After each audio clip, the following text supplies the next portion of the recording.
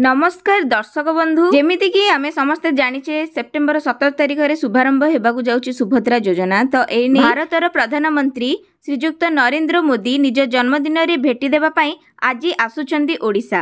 निज कर कमल रे उद्घाटन करबाकू जाउचंदी सुभद्रा को। एथिरे उपकृत हेबे 1 कोटी ऊर्ध्व महिला। 2टी किस्ती रे वार्षिक 10,000 करी 5 वर्ष रे पाइबे 50,000 टंका। प्रतिवर्ष अंतर्जातीय महिला दिवस मार्च 8 तारिख रे प्रथम किस्ती एवं राखी पूर्णिमा रे द्वितीय किस्ती रे पाइबे मोट 10,000 टंका।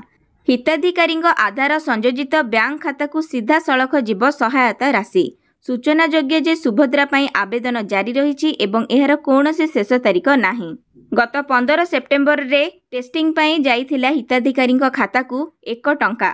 हेले किछि जनकर खाता को 1 टंका जाइछि एवं किछि जनकर खाता को 1 टंका जाई नाही। तो एयाकु नै ओडिशार उपमुख्यमंत्री श्रीमती प्रभाती परिडा कहिसंती जे जेउमानक खाता को 1 टंका जाइछि एवं जाई नाही समस्तଙ୍କୁ मिलिबो सुभद्रा योजनार 5,000 टंका। जदि आपणकर एकक धारक बैंक अकाउंट थिबो, बैंक अकाउंट को आधार सक्षम थिबो एवं बैंक अकाउंट को डीबीटी सक्षम करा जाइथिबो, ई केवाईसी प्रक्रिया संपूर्ण करा जाइथिबो, तेबे आपणक अकाउंट को आसीजिबो 5,000 टंका। जदि हिताधिकारींकर एकक आधार सक्षम एवं डीबीटी सक्षम बैंक अकाउंट नाही, तेबे तांकु एकक धारक बैंक अकाउंट खोलिबा, बैंक अकाउंट को आधार सक्षम करिबा, बैंक अकाउंट को डीबीटी सक्षम करिबा एवं ई केवाईसी प्रक्रिया संपूर्ण करिबा पई एक सुजोग प्रदान कराजिबो।